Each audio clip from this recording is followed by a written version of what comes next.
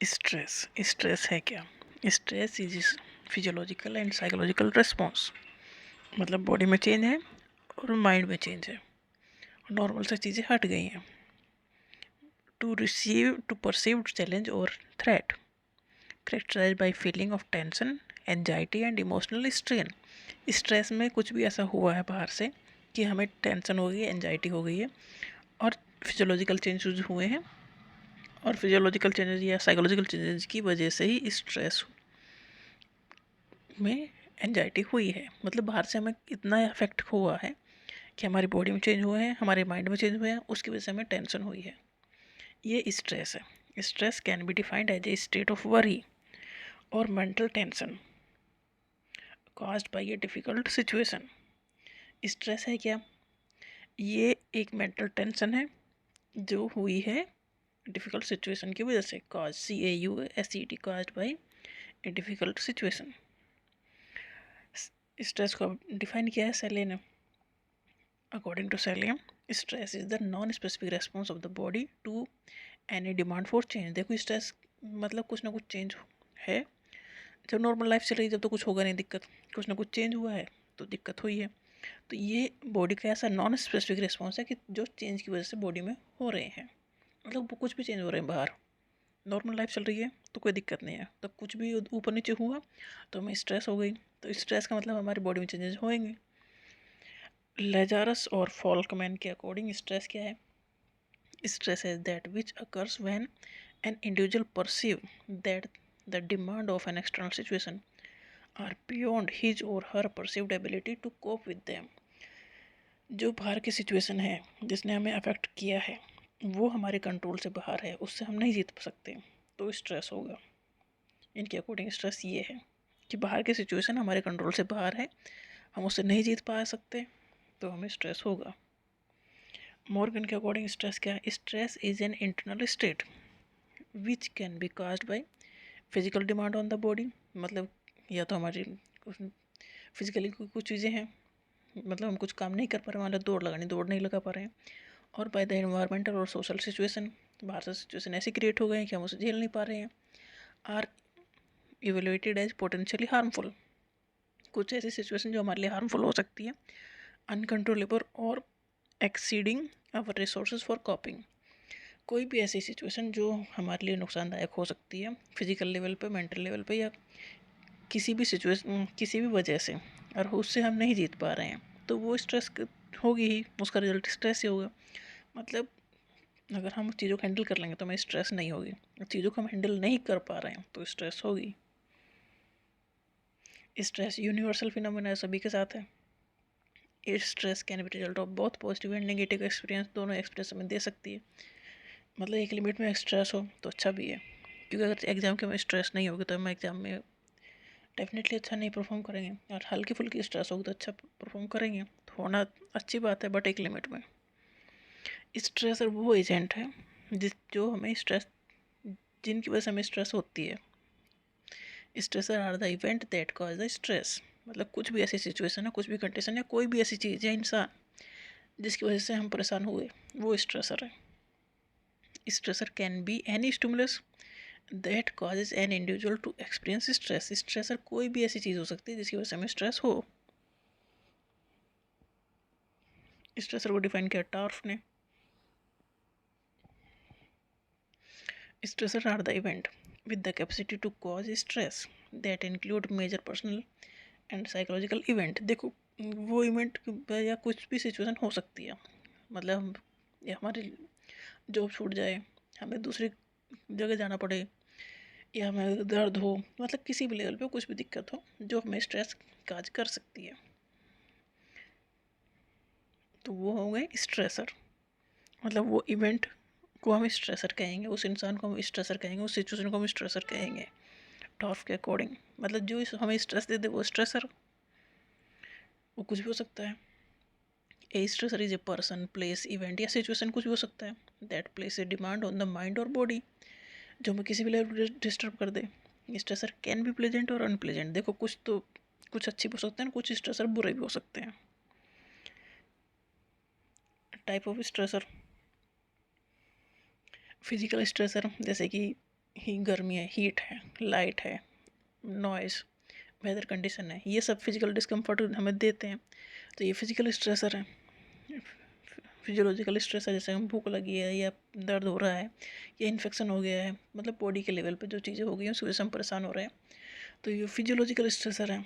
Psychological stressor भी हो सकते हैं related to mental and emotional factor, जैसे कि काम का प्रेशर है, जॉब छूट गई है, या डेथ ऑफ लव्ड वन, या डाइवोर्स, या कुछ भी ऐसी चीज़ें जो हमारे दिमाग के लिए हानिकारक हैं, जिनका इफेक्ट हमारे माइंड पर पड़ रहा है, जो हमें मेंटल स्ट्रेस दे रहे हैं। तो साइकोलॉजिकल स्ट्रेसर है।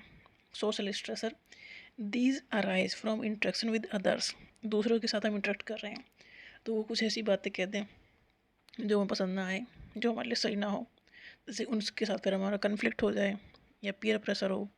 तो ये सब चीज़ें जो हमें सोसाइटी के लोगों की वजह से हो रही हैं, तो वो सोशल स्ट्रेसर है। मतलब जो स्ट्रेस हमें सोसाइटी के लोग दे रहे हैं, सिचुएशन दे रही हैं, वो सब इस कैटेगरी में आएंगे। नेक्स्ट है ऑक्यूपेशनल स्ट्रेसर। ऑक्यूपेशनल स्ट्रेस मतलब जहाँ हम काम कर रहे हैं वहाँ का रूल्स रेगुलेशन ऐसे है कि हम हैंडल नहीं कर पा रहे हैं, तो वो है ये कैटास्ट्रॉफिक इवेंट कुछ ऐसे हो गए, जैसे कि अर्थक्वेक आ गया, हरिकेन, या टॉक्सिक वेस्ट या कंटामिनेशन हो गया, युद्ध हो गया। तो ऐसे इवेंट जिसका हमारे ना तो डायरेक्टली इफेक्ट हमारी बॉडी पर ना माइंड पे पड़ रहा है, हम सेफ सिचुएशन में हैं तब भी हमें डर तो लगेगा ही लगेगा, तो ऐसे इवेंट भी एक स्ट्रेस दे जाते हैं।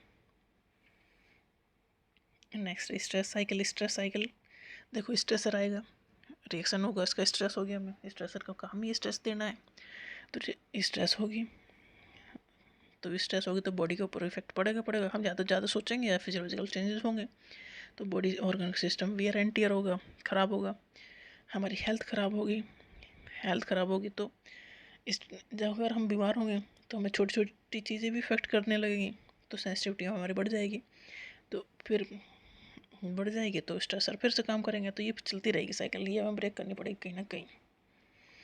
मतलब जहाँ से शुरुआत वहीं पर अंत पर पहुँच गए। Effect of stress. स्ट्रेस के इफेक्ट दोनों ही टाइप के होते हैं, पॉजिटिव भी होते हैं और नेगेटिव भी होते हैं। अगर मॉडरेट लेवल में स्ट्रेस है तो वो हमारा परफॉर्मेंस किसी भी लेवल पे इम्प्रूव हो जाएगा। जैसे एग्ज़ाम में थोड़ा बहुत प्रेशर है तो एग्ज़ाम का रिजल्ट अच्छा ही आएगा क्योंकि हम अच्छे से पढ़ेंगे। फिर ओवरकमिंग स्ट्रेसफुल सिचुएशन, अगर हमने किसी सिचुएशन को ओवरकम कर लिया तो हमारी डेफिनेटली ग्रोथ होगी, सेल्फ कॉन्फिडेंस बढ़ेगा, इम्प्रूव करेंगे हम, प्रॉब्लम सॉल्विंग स्किल्स हमारी बढ़ेंगी, क्योंकि एक छोटे लेवल पर अगर हम छोटी छोटी दिक्कतें मिलती रहेंगी उन्हें हम सॉर्ट आउट करते रहेंगे तो हमारा खुद का डेवलपमेंट इस चीज़ से होगा। जो किसी भी चीज़ को फेस नहीं करता ना तो वो डेवलप भी नहीं कर पाता। फिर stressful situation can bring people together and strengthen social bond. अगर हमारे पास कुछ ऐसी दिक्कतें आ गई तो सोसाइटी हमारा अगर साथ दे रही है तो हमारे सोशल बॉन्ड भी स्ट्रॉन्ग होंगे। बट स्ट्रेस के नेगेटिव इफेक्ट कहीं ज़्यादा है। स्ट्रेस की वजह से can contribute high BP, heart disease, heart attack, digestive issue हो सकते हैं, स्लीप पैटर्न तो डेफिनेटली डिस्टर्ब होगा, ढंग से सो नहीं पाओगे, इम्यून सिस्टम वीक हो जाएगा, एनजाइटी होगी, डिप्रेशन हो सकता है, कंसंट्रेशन आपका किसी चीज़ पे कंसंट्रेट नहीं कर पाओगे, फिर डिसीजन मेकिंग एबिलिटीज़ भी अफेक्टेड होंगी, आप अपने इमोशंस को हैंडल नहीं कर पाओगे। स्ट्रेस के नेगेटिव इफेक्ट भी बहुत हैं। अब इसे अडॉप्ट कैसे करें स्ट्रेस को, क्योंकि स्ट्रेस तो लाइफ में बनी रहेगी, कुछ ना कुछ तो होता ही रहता है।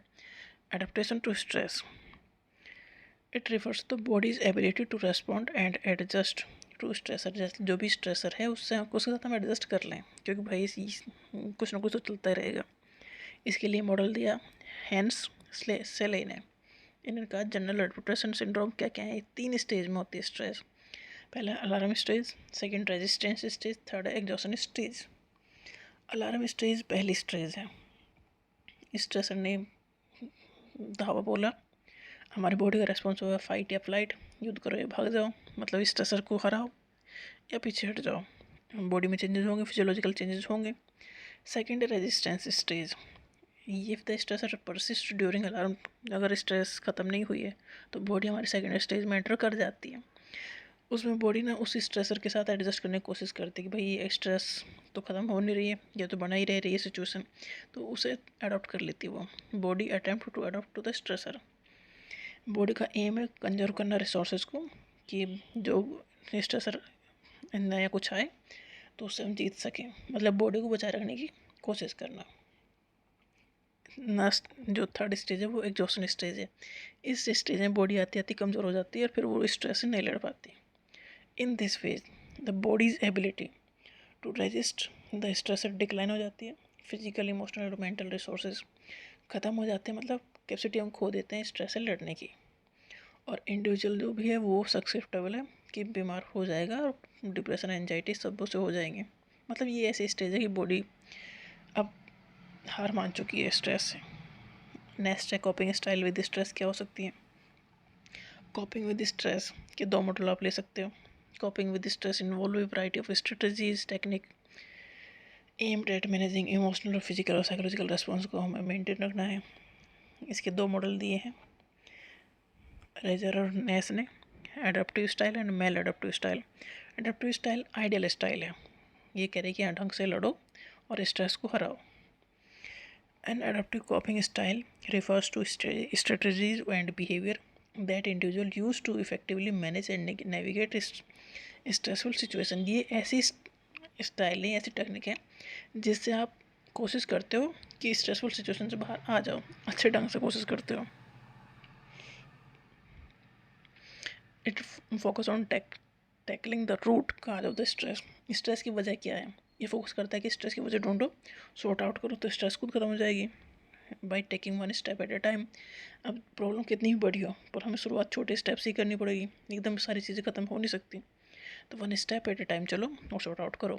By taking actions to change thing, आपको चेंज करना है चीज़ों को तो आपको काम करना पड़ेगा, एक्शन लेने पड़ेंगे। Not seeing situation as threat. देखो कोई भी सिचुएशन है, डेफिनेटली वो सिचुएशन बुरी है तभी स्ट्रेस दे रही है, बट उसे इस तरह से नहीं मानना कि बहुत बड़ा थ्रेट है। By approaching problems with logic के साथ प्रॉब्लम को सॉल्व करने की कोशिश करो। तो ये अडेप्टिव स्टाइल है। दूसरी स्टाइल है maladaptive style. Maladaptive style ऐसी स्टाइल है कि आप स्ट्रेस को अवॉइड कर रहे हो, मतलब ये स्टाइल सही नहीं है। स्ट्रेस को फेस करने के बजाय भाग रहे हो तो वो तो डेफिनेटली बढ़ जाएगी। These approaches may provide temporary relief but ultimately contribute to increase stress. देखो ये टेम्परेरी, जैसे हम अल्कोहल, इसमें इसी वजह से अल्कोहल बढ़ता है, अल्कोहल का कंजप्शन। किसी ने ड्रिंक कर लिया, वो उस टाइम कुछ टाइम के लिए भूल गए सिचुएशन को, बट स्ट्रेस की सिचुएशन तो वहाँ भी है।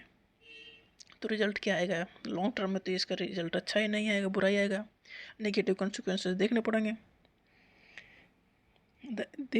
दीज अप्रोचेज में प्रोवाइड टेम्परेरी रिलीफ, ये टेम्परेरी रिलीफ तो दे सकती हैं बट अल्टीमेटली कंट्रीब्यूट करती हैं स्ट्रेस को बढ़ाने में ही या नेगेटिव कॉन्सिक्वेंस दिखाने में ही। This involve avoiding the stressful situation. इसमें होता है क्या कि जो स्ट्रेसफुल सिचुएशन है उसे अवॉइड करते हैं लोग, या by minimising the seriousness of the stress. समझते नहीं कि सिचुएशन कितनी सीरियस हो सकती है। इसमें हो जाता है अल्कोहल का कंजप्शन शुरू हो जाता है, ड्रग्स का अब्यूज शुरू हो जाता है। तो ये जो स्ट्रेटजी हैं इन्हें कहते हैं मेल अडेप्टिव स्ट्रेटजी, जो कि स्ट्रेस को हैंडल करने की सबसे बुरी टेक्निक है।